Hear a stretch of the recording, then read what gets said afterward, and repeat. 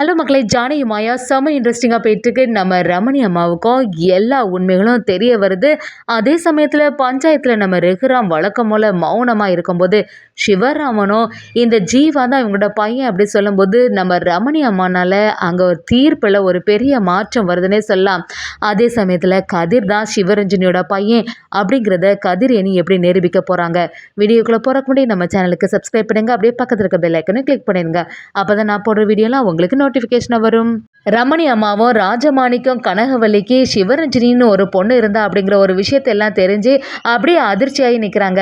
ஒவ்வொரு விஷயத்தையும் காளிமுத்து சொல்ல ஆரம்பிக்கும் போது சிவரஞ்சனி அவங்க அப்பா ஃபோட்டோக்கு முன்னாடி கதறி ஆள ஆரம்பிக்கிறாங்க. அன்னை எவ்வளோ சொன்னாங்க, இந்த வாழ்க்கையை நம்பி நீ போகாத அப்படி சொன்னப்புறமே நான் இப்படி அவன் சொல்கிறத கேட்காம இப்படி போயிட்டேன். அதனால தான் இப்படி ஒரு நிலைமையில நான் இருக்கேன். இனிமேல் நான் உயிர் வாழறதுல ஒரு அர்த்தமே கிடையாதுப்பா அப்படின்னு சொல்லிட்டு அவங்க அப்பா ஃபோட்டோக்கு முன்னாடி கதறி அழ ஆரம்பிக்கிறாங்க.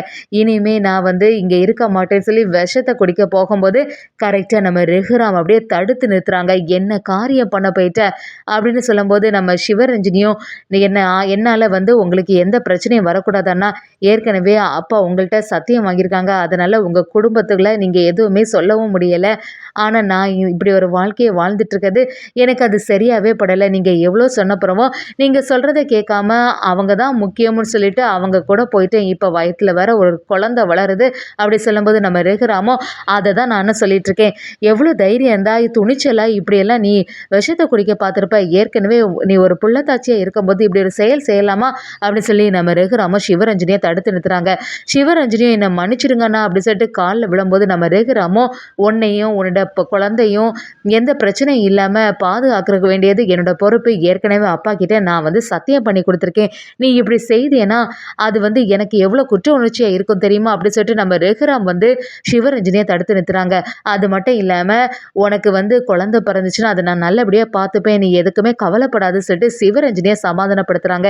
ஏற்கனவே நடந்து போச்சு. இனி அதை எதுவுமே நம்ம மாற்ற முடியாது. அப்பா நான் என்கிட்ட சத்தியம் வாங்கிட்டாங்க. உன்னோட வாழ்க்கையை பற்றி எனக்கு அக்கறை இருக்குது அப்படின்னு சொல்லிட்டு நம்ம ரகுராம் சிவரஞ்சனியை சமாதானப்படுத்தி அந்த இடத்துல இருக்காங்க. அதே சமயத்தில் நம்ம காளிமுத்து டிரைவரை வச்சு அப்படியே ரகுராமும் சிவரஞ்சனியை ஹாஸ்பிட்டல் கூட்டிகிட்டு போகிறாங்க. அங்கே சிவரஞ்சனிக்கு ஒரு ஆண் குழந்தை பிறக்குது. நம்ம ரகுராம அந்த குழந்தைய அவங்க கையினால் தூக்கி உடனே நம்ம சிவரஞ்சனியும் இனிமே இந்த குழந்தையோட பொறுப்பு நீங்கள் தானா, இவனை நீங்கள் நல்லபடியாக பார்த்துக்கணும். இனி நான் இங்கே உயிர் வாழ போகிறதில்ல அப்படிங்கிற மாதிரி நம்ம சிவரஞ்சனி சொல்லும்போது ரகுராமன் நீ அந்த மாதிரிலாம் சொல்லாத தங்கச்சி அப்படி சொல்லும்போது சிவரஞ்சனி குழந்தை பிறந்த கையோட உயிர் போயிடுது. நம்ம ரகுராம் அந்த குழந்தையை பார்த்த உடனே இப்போ என்ன செய்யறது, இந்த குழந்தைய நம்மளால வீட்டுக்கும் எடுத்துகிட்டு போக முடியாது. நம்ம வீட்டுக்கு கொண்டு போனோம்னா கண்டிப்பாக அங்கே உள்ளவங்க எல்லாருமே விசாரணை பண்ண ஆரம்பிக்காங்க. அப்போ நம்ம எதுவுமே சொல்லவும் முடியாது அப்படின்னு சொல்லிட்டு நம்ம ரகுராம் ஒரு குழப்பத்தோடயே இருக்காங்க. இதெல்லாம் பார்த்துருந்த காளிமுத்துவும் சரி பேசாமல் அநாத ஆசிரமத்தில் சேர்த்துட வேண்டியதான்னு சொல்லிட்டு ரகுராம் ஒரு முடிவு எடுக்கிறாங்க. பக்கத்தில் உள்ள அநாத ஆசிரமத்தில் அந்த குழந்தைய கொண்டு போய் விடுறாங்க. விடும்போது நம்ம ரகுராமுக்கு மனசு கேட்கவே இல்லை. சிவரஞ்சனியும் அவனோட குழந்தை எல்லாருமே நல்லபடியாக பார்த்துப்பேன்னு சொல்லிட்டு நான் வாக்கு கொடுத்துருந்தேன். ஆனால் என்னால் இப்போ எதுவுமே பண்ண முடியலையே அப்படின்னு சொல்லி நம்ம ரகுராமும் ரொம்பவே ஃபீல் பண்ண ஆரம்பிக்கிறாங்க. அநாத ஆசிரமத்தில் எல்லா பேர் டீட்டெயில்ஸ் எல்லாத்தையுமே நம்ம ரகுராம் கவனமாக எழுதி வாங்குறாங்க. அதே சமயத்தில் காளிமுத்துக்கு இந்த விஷயம் எல்லாமே தெரிய வருது. ரகுராமும் காளிமுத்துட்ட இதை பற்றி யார்கிட்டையுமே நீ சொல்லக்கூடாதுன்னு சொல்லிட்டு ஒரு சத்தியம் வாங்கி வைக்கிறாங்க. இப்படி ரகுராம் அந்த குழந்தைய அநாத ஆசிரமத்தில் சேர்த்த அப்புறமா அவனை பற்றின எந்த விஷயமும் தெரியாமல் இருக்குது. இன்னொரு பக்கம் பார்த்தீங்கன்னா இந்த உண்மைகள் எல்லாம் தெரிஞ்சுக்கிட்ட நம்ம ரமணி அம்மனா அப்படியே அதிர்ச்சியாகி இவ்வளோ விஷயத்த ரகு என்கிட்டேருந்து மறைச்சிட்டானே, அப்போ ரகுக்கு மேலே எந்த தப்புமே இல்லை. அவங்க அப்பாவுக்கு பண்ணி கொடுத்த சத்தியத்தினால தான் இவ்வளோ நேரம் மௌனமாகவே இருந்திருக்கான். அப்படி இருக்கும்போது பஞ்சாயத்தில் கண்டிப்பாக அவன் வாயை திறந்து எதுவுமே சொல்ல போகிறதில்ல. தேவையில்லாமல் ரகுக்கு மேலே தான் எல்லாருமே குற்றம் சுமத்துவாங்கன்னு சொல்லிட்டு ரமணி அம்மாவும் ஃபாஸ்ட்டாக பஞ்சாயத்து பக்கமாக வராங்க. இன்னொரு சைடு பார்த்தீங்கன்னா பஞ்சாயத்துலேயும் நம்ம சிவராமனும் ரகுராம் கிட்ட இப்போ உங்கள் மேலே ஒரு பெரிய குற்றச்சாட்டு வச்சுருக்காங்க. இதில் நீங்கள் ஏதாவது சொல்ல விரும்புகிறீங்களா அப்படி கேட்கும்போது நம்ம ரகுராம் அமைதியாகவே நிற்கிறாங்க. பஞ்சாயத்தில் என்ன முடிவெடுத்தாலுமே அதுக்கு நான் தலைவணங்குறேன் அப்படிங்கிற மாதிரி சொல்லும்போது நம்ம சிவராமனும் உங்களை பற்றின உண்மைகள் எதுவுமே சொல்லாமல் இருக்க வரைக்கும் இந்த தீர்ப்பில் ஒரு நல்ல முடிவு எடுக்க முடியாது. ஆதாரம் எல்லாமே உங்களை எதிர்த்து தான் நிற்கிது அப்படி சொல்லும்போது புவனேஸ்வரி இந்த ரகுராம் அமைதியாக நிற்கிறதுலேருந்தே தெரியலையே இந்த ஜீவா தான் இவங்களோட பையன்னு சொல்லிட்டு அப்படின்னு சொல்லும்போது சிவராமனால் எந்த முடிவுமே எடுக்க முடியலை. அண்ணன் வந்து இப்படி ஒரு தப்பு செய்யறதுக்கு வாய்ப்பே இல்லை. ஆனால் எதுவுமே வாயை திறந்து சொல்லாத வரைக்கும் இந்த குற்றச்சாட்டுக்கு நம்ம என்ன தீர்ப்பு வழங்க முடியும்னு சொல்லிட்டு ஒரு குழப்பத்தில் இருக்கும்போது புவனேஸ்வரியும் ரகுராமை எதிர்த்து நிற்கிறாங்க. அந்த சமயத்தில் பார்வதி இதெல்லாம் பார்த்துட்டு சந்தோஷம் ஆகுறாங்க. நம்ம நினச்ச மாதிரி தான் இருக்குது. ஏற்கனவே நான் சொல்லியிருக்கேன்ல, இவர் அமைதியாக நிற்கும் போதே தெரியுதுல்ல, இவ்வளோ பெரிய வேலையை செய்துட்டு நம்ம வீட்டில் வந்து எவ்வளோ ஒரு நல்லவன் மாதிரி இத்தனை நாளாக நடிச்சிட்டு இருந்திருக்காங்க அப்படின்னு சொல்லிட்டு நம்ம பத்மா கிட்ட சொல்ல ஆரம்பிக்கிறாங்க. ஒரு கட்டத்தில் சிவராமனும் சரி இதுக்கு மேலே அன்னை வந்து வாயை திறக்க போகிறதுல தீர்ப்பை நம்ம சொல்லிட வேண்டியதான்னு சொல்லி நம்ம ரகுராமுக்கு எதிராட்டு தீர்ப்பு சொல்கிறதுக்கு தயாராகிறாங்க. இவங்க வந்து அமைதியாக இருக்கிறத பார்த்தாலே தெரியுது, அப்போ இந்த ஜீவா தான் இவங்க பையன் அப்படின்னு சொல்லிட்டு ஒரு தீர்ப்பு வழங்கும் போது கரெக்டாக ரமணி அம்மா அந்த இடத்துல வராங்க. அப்படியே வந்து நிறுத்துங்க, ரகுராமுக்கு மேலே எந்த தப்புமே இல்லை, என் பையன் வந்து குற்றவாளியே இல்லை அப்படி சொல்லும்போது அதை கேட்ட சிவராமன் அப்படியே அதிர்ச்சியாகி நிற்கிறாங்க.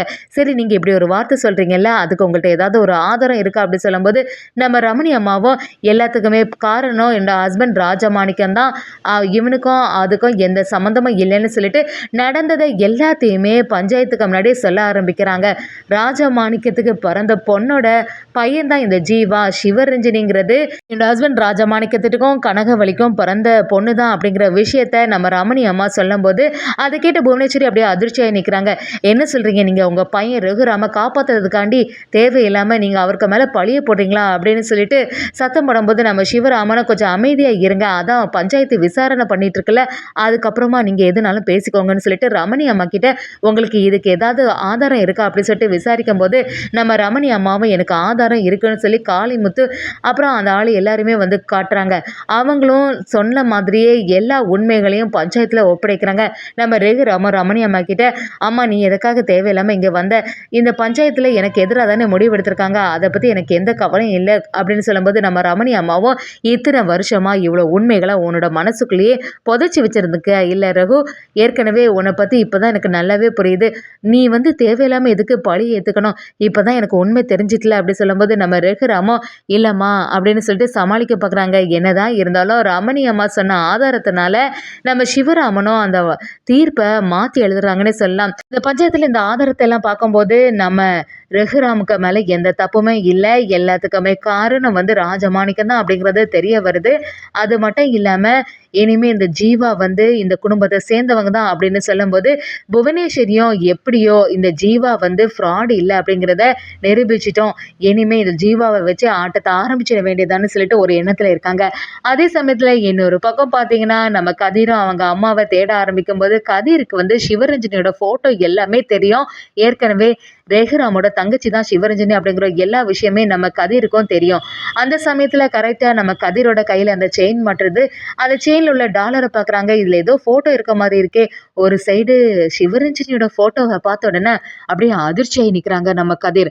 அப்போ இவங்க தான் நம்ம அம்மாவா, அப்போ ரகுராம் வந்து நிஜமாவே நம்மளோட தாய் மாமாவா அப்படிங்கிற மாதிரி ஒரு குழப்பத்தில் இருக்கும்போது இந்த ஜீவா உண்மையான பேரேம் கிடையாது, ஆனால் இதை நிரூபிக்கிறதுக்கு நம்மக்கிட்ட எதுவுமே இல்லையே அப்படின்னு சொல்லிட்டு நம்ம கதிரும் ஒரு குழப்பத்தில் இருக்காங்க. ஒரு கட்டத்தில் கதிர் தான் அந்த பேர் அப்படிங்கிற ஒரு விஷயத்த நம்ம மாயா செம அதிரடியாக வந்து நிரூபிக்க போகிறாங்க. அதை தெரிஞ்சுக்கிட்ட ரகுராம் அப்படியே அதிர்ச்சியாகி நிற்கிறாங்கன்னே சொல்லலாம்.